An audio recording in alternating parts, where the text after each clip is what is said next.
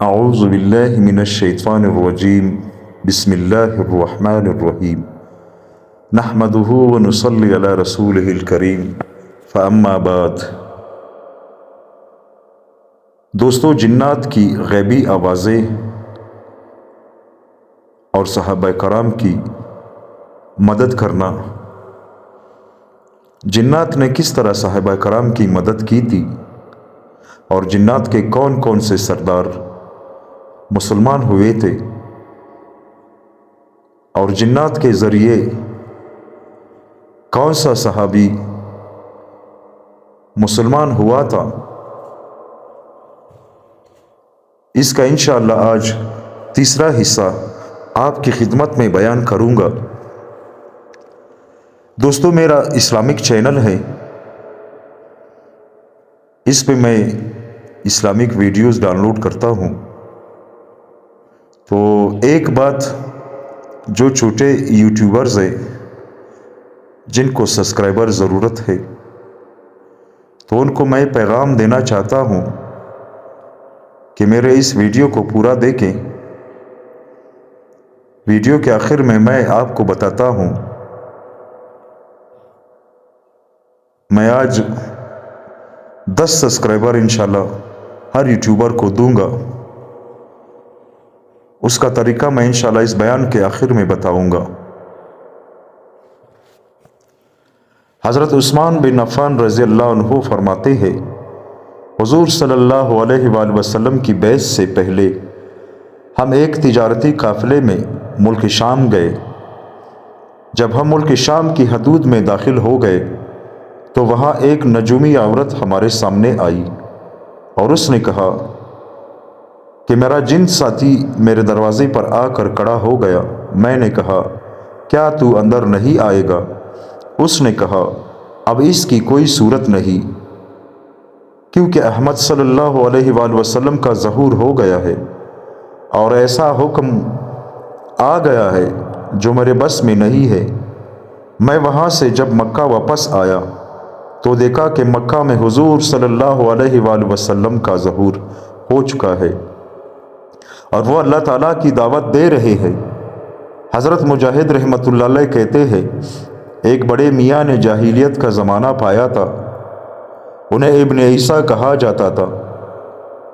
غزوہ رودس میں ہم اور وہ اکٹھے تھے۔ رودس ملک شام کا ایک جزیرہ ہے۔ انہوں نے مجھے اپنا یہ واقعہ سنایا کہ میں اپنے خاندان کی ایک گائے ہانکے جا رہا تھا کہ اتنے میں نے اس کے پیٹ میں سے یہ آواز سنی، اے آل زریح! ایک صاف اور واضح بات ہے کہ ایک آدمی بلند آواز سے لا الہ الا اللہ کہہ رہا ہے۔ وہ بڑے میاں کہتے ہیں، پھر ہم مکہ آئے تو ہم نے دیکھا کہ وہاں نبی کریم صلی اللہ علیہ وآلہ وسلم کا ظہور ہو چکا ہے۔ حضرت ابن عباس رضی اللہ عنہما فرماتے ہیں کہ ایک کافر جن نے مکہ میں ابو قبیس پہاڑ پر آواز دی، وہ نظر نہیں آ رہا تھا۔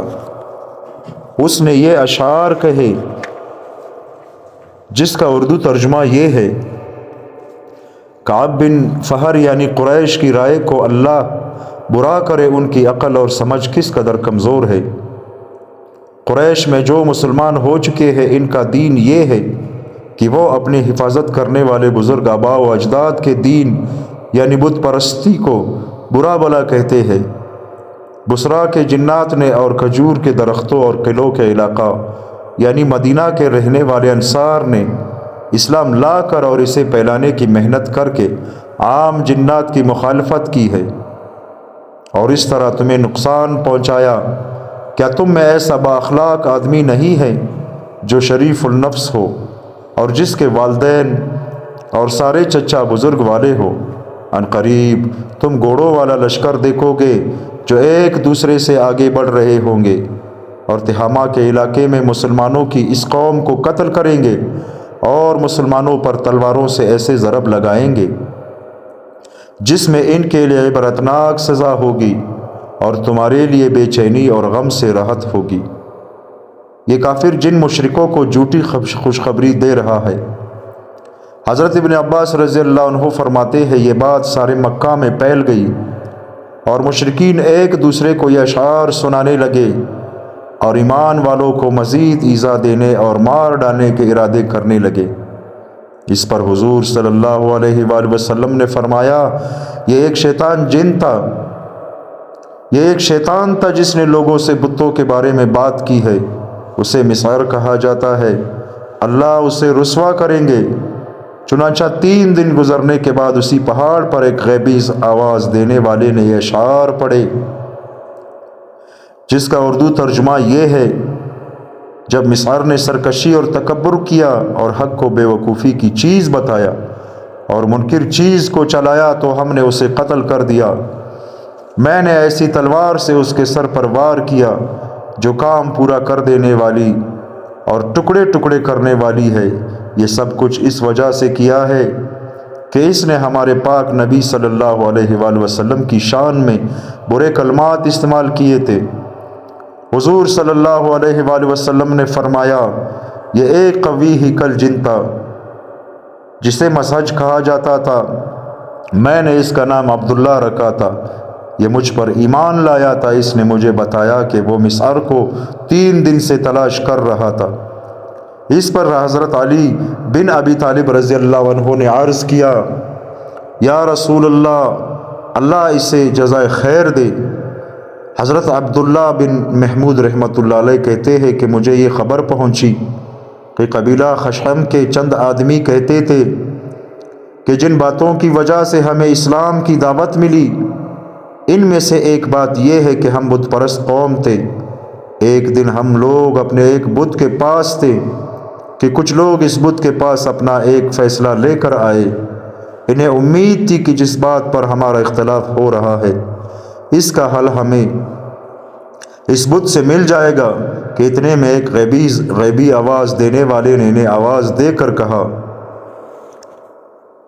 جس کا اردو ترجمہ یہ ہے: اے جسم والے انسانوں، اے بوڑھے بچے چھوٹے بڑے تمام انسانوں، تم بالکل بے عقل ہو اور اپنے فیصلے تم نے بتوں کے سپرد کر رکھے ہیں۔ کیا تم سب حیرت میں ہو، سوئے ہوئے ہو؟ کیا تمہیں وہ چیز نظر نہیں آ رہی ہے جو میرے سامنے ہے؟ وہ ایک روشن نور ہے جو اندھیری کو بھی دور کر رہا ہے۔ وہ نور دیکھنے والوں کے لیے تہامہ کے پہاڑوں سے ظاہر ہو رہا ہے۔ یہ وہ نبی ہے جو تمام مخلوق کے سردار ہے اور کفر کے بعد اسلام لے کر آئے ہیں۔ رحمان نے ان کا خاص اکرام فرمایا ہے۔ یہ امام رسول سچی گفتگو والے اور سب سے زیادہ انصاف والا فیصلہ کرنے والا ہے۔ وہ نماز، روزے، نیکی اور صلہ رحمی کا حکم دیتے ہیں اور لوگوں کو گناہوں سے، پلیدی سے، بتوں سے اور حرام کاموں سے روکتے ہیں۔ اور وہ قبیلہ بنو ہاشم کے اہل میں سے ہے اور سب سے اعلیٰ نسب والے ہیں، اور اللہ کے قابل احترام شہر مکہ میں وہ سارے کام علی الاعلان کر رہے ہیں۔ جب ہم نے یہ سنا تو ہم اس بت کے پاس سے اٹھ کر آ گئے اور نبی کریم صلی اللہ علیہ وآلہ وسلم کی خدمت میں حاضر ہو کر مسلمان ہو گئے۔ حضرت تمیم داری رضی اللہ عنہ فرماتے ہیں جب نبی کریم صلی اللہ علیہ وآلہ وسلم مبعوث ہوئے اس وقت میں شام میں تھا۔ میں اپنی کسی ضرورت سے سفر میں نکلا تھا تو مجھے راستے میں رات آ گئی۔ میں نے کہا میں آج رات اس وادی کے بڑے سردار جن کی پناہ میں ہوں۔ زمانہ جاہلیت میں عربوں کا خیال تھا کہ ہر جنگل اور ہر وادی پر کسی جن کی حکومت ہوتی ہے۔ جب میں بستر پر لیٹا تھا تو ایک منادی نے آواز لگائی، وہ مجھے نظر نہیں آ رہا تھا۔ اس نے کہا تم اللہ کی پناہ مانگو کیونکہ جنات اللہ کے مقابلے میں کسی کو پناہ نہیں دے سکتے۔ میں نے کہا اللہ کی قسم تم کیا کہہ رہے ہو؟ اس نے کہا ان پڑھ ہوں میں، اللہ کی طرف سے آنے والے رسول اللہ صلی اللہ علیہ وآلہ وسلم ظاہر ہو چکے ہیں۔ ہم نے مکہ میں ہجوم مقام پر ان کے پیچھے نماز پڑھی ہے اور ہم مسلمان ہو گئے ہیں اور ہم نے ان کا اتباع اختیار کر لیا ہے، اور اب جنات کے تمام مکر و فریب ختم ہو گئے ہیں۔ اب وہ آسمان پر جانا چاہتے ہیں تو ان کو ستارے مارے جاتے ہیں۔ تم محمد صلی اللہ علیہ وآلہ وسلم کے پاس جاؤ جو رب العالمین کے رسول ہے اور مسلمان ہو جاؤ۔ حضرت تمیم رضی اللہ عنہ کہتے ہیں میں صبح کو دیر ایوب بستی میں گیا، وہاں ایک پادری کو سارا قصہ سنا کر اس سے اس کے بارے میں پوچھا۔ اس نے کہا جنات نے تم سے سچ کہا ہے، وہ نبی حرم مکہ میں ظاہر ہوں گے اور ہجرت کر کے حرم مدینہ جائیں گے، وہ تمام انبیاء علیہ السلام سے بہتر ہے، کوئی اور تم سے پہلے ان تک نہ پہنچ جائے، اس لیے جلدی جاؤ۔ حضرت تمیم رضی اللہ عنہ کہتے ہیں میں ہمت کر کے چل پڑا اور حضور صلی اللہ علیہ وآلہ وسلم کی خدمت میں حاضر ہو کر مسلمان ہو گیا۔ حضرت واصلہ بن اسقع رضی اللہ عنہ فرماتے ہیں حضرت حجاج بن علات بہزی سلمی رضی اللہ عنہ کے مسلمان ہونے کی صورت یہ ہوئی کہ وہ اپنی قوم کے کچھ سواروں کے ساتھ مکہ کے ارادے سے نکلے۔ رات کو یہ لوگ ایک وحشتناک اور خوفناک وادی میں پہنچے تو گھبرا گئے۔ ان کے ساتھیوں نے ان سے کہا اے ابو الکلاب، یہ حضرت حجاج کی کنیت ہے، اٹھو اور اپنے لیے اور اپنے ساتھیوں کے لیے اس وادی کے سردار جن سے امن مانگو۔ حضرت حجاج نے کھڑے ہو کر یہ اشعار پڑھے اعیذ نفسی واعیذ صبحی من کل جنی بہذا النقب حتی اعوو سالما ورکبی، میں اپنے آپ کو اور اپنے ساتھیوں کو ہر اس جن سے پناہ دیتا ہوں جو اس پہاڑی راستے میں موجود ہے، تاکہ میں اور میرے سوار ساتھی صحیح سالم اپنے گھر واپس پہنچ جائے۔ اس کے بعد حضرت حجاج نے کسی نظر نہ آنے والے کو یہ آیات پڑھتے ہوئے سنا یا معشر الجن والانس ان استطعتم ان تنفذوا من اقطار السماوات والارض فانفذوا ولا تنفذون الا بسلطان، اے جن اور انسان کے گروہ، اگر تم کو یہ قدرت ہے کہ آسمان اور زمین کی حدود سے کہیں باہر نکل جاؤ تو ہم بھی دیکھے نکلو، مگر بدون زور کے نہیں نکل سکتے اور زور سے نہیں، پس نکلنے کا وقوع بھی متحمل نہیں۔ جب یہ لوگ مکہ پہنچے تو انہوں نے قریش کی ایک مجلس میں یہ بات بتائی۔ قریش نے کہا اے ابو الکلاب، آپ ٹھیک کہہ رہے ہیں، اللہ کی قسم یہ کلام بھی اسی کلام میں سے ہے جس کے بارے میں محمد صلی اللہ علیہ وآلہ وسلم دعویٰ کرتے ہیں کہ ان پر یہ کلام اللہ کی طرف سے نازل ہوا۔ حضرت حجاج نے کہا اللہ کی قسم خود میں نے بھی سنا ہے اور میرے ساتھ ان لوگوں نے بھی سنا ہے۔ یہ باتیں ہو رہی تھی کہ اتنے میں عاصی بن وائل آیا۔ لوگوں نے ان سے کہا اے ابو حشام، تو جو یہ کہہ رہا ہے کہ آپ نے وہ نہیں سنا؟ اس نے پوچھا ابو کلاب کیا کہہ رہا ہے؟ لوگوں نے کہا اسے ساری بات بتائی۔ اس نے کہا آپ لوگ اس پر تعجب کیوں کر رہے ہو؟ جس جن نے ان کو وہاں یہ کلام سنایا ہے وہی جن یہ کلام میں محمد صلی اللہ علیہ وآلہ وسلم کی زبان پر جاری کرتا ہے۔ حضرت حجاج کہتے ہیں عاصی کی اس بات کی وجہ سے میرے ساتھی میری رائے سے یعنی اسلام لانے سے رک گئے، لیکن اس سب سے میری بصیرت میں اضافہ ہوا۔ پھر ہم لوگ اپنے علاقہ میں واپس آ گئے۔ ایک عرصہ کے بعد میں نے حضور صلی اللہ علیہ وآلہ وسلم کے بارے میں پوچھا تو مجھے بتایا گیا کہ وہ مکہ سے مدینہ تشریف لے جا چکے ہیں۔ میں اونٹنی پر سوار ہو کر چل دیا اور مدینہ حضور صلی اللہ علیہ وآلہ وسلم کی خدمت میں پہنچ گیا، اور میں نے وادی میں جو سنا تھا وہ حضور صلی اللہ علیہ وآلہ وسلم کو بتایا۔ حضور صلی اللہ علیہ وآلہ وسلم نے فرمایا اللہ کی قسم تم نے حق بات سنی ہے، اللہ کی قسم یہ اسی کلام میں سے ہے جو میرے رب نے مجھ پر نازل کیا ہے۔ اے ابو کلاب تم نے حق بات سنی ہے۔ میں نے عرض کیا یا رسول اللہ آپ مجھے اسلام سکھا دیں۔ حضور صلی اللہ علیہ وآلہ وسلم نے مجھ سے کلمہ اخلاص کی گواہی طلب فرمائی اور فرمایا اب تم اپنی قوم کے پاس جاؤ اور انہیں ان تمام باتوں کی دعوت دو جن کی میں نے تمہیں دعوت دی ہے، کیونکہ یہ حق ہے۔ حضرت ابی بن کعب رضی اللہ عنہ فرماتے ہیں کچھ لوگ مکہ کے ارادے سے چلے اور راستے سے بھٹک گئے۔ جب انہوں نے دیکھا کہ اب تو موت آنے والی ہے تو انہوں نے کفن پہنے اور مرنے کے لیے لیٹ گئے۔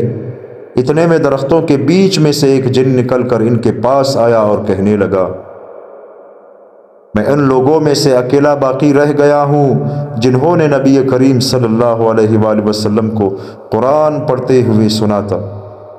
میں نے حضور صلی اللہ علیہ وآلہ وسلم کو یہ بھی فرماتے ہوئے سنا کہ مومن مومن کا بھائی ہے اور سفر میں آگے جا کر حالات معلوم کر کے اسے بتانے والا ہے، اور راستہ بھٹک جانے کی صورت میں اسے راستہ بتانے والا ہے، اسے بے یار و مددگار نہیں چھوڑتا۔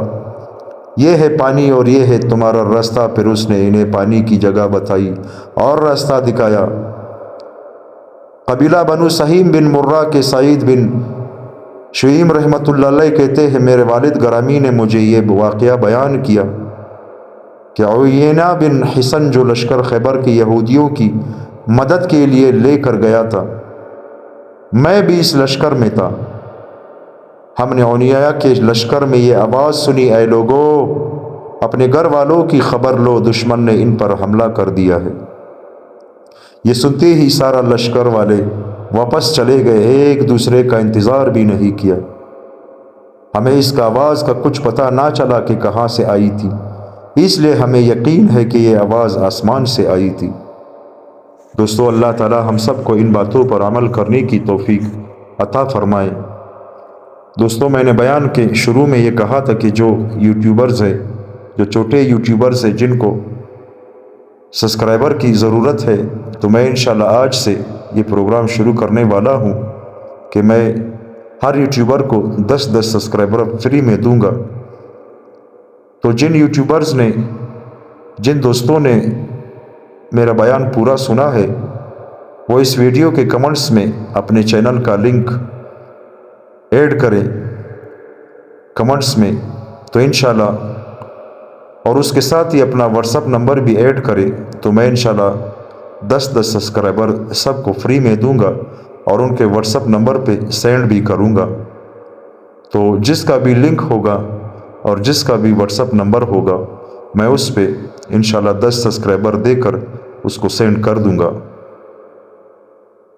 انشاءاللہ یہ سلسلہ میں آج سے شروع کرنے والا ہوں تاکہ جتنے بھی ہمارے یوٹیوبرز ہیں سب کے چینلز مونیٹائز ہو جائے۔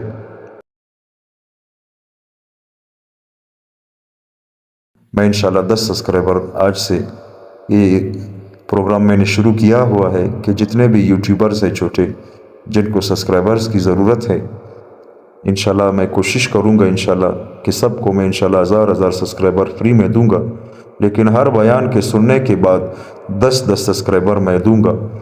وہ بیان کے آخر میں ہمیشہ بتاؤں گا کہ آج میں کتنے سبسکرائبر دوں گا، تاکہ مجھے پتہ چلے کہ میرے اس ویڈیو کو کتنے لوگوں نے دیکھا ہے، اور جن لوگوں نے اس ویڈیو کو دیکھا ہے میں صرف انہی کو ہی سبسکرائبر دوں گا۔ اپنے چینل کا لنک کمنٹس میں ضرور ڈالیے گا اور واٹس ایپ نمبر کے ساتھ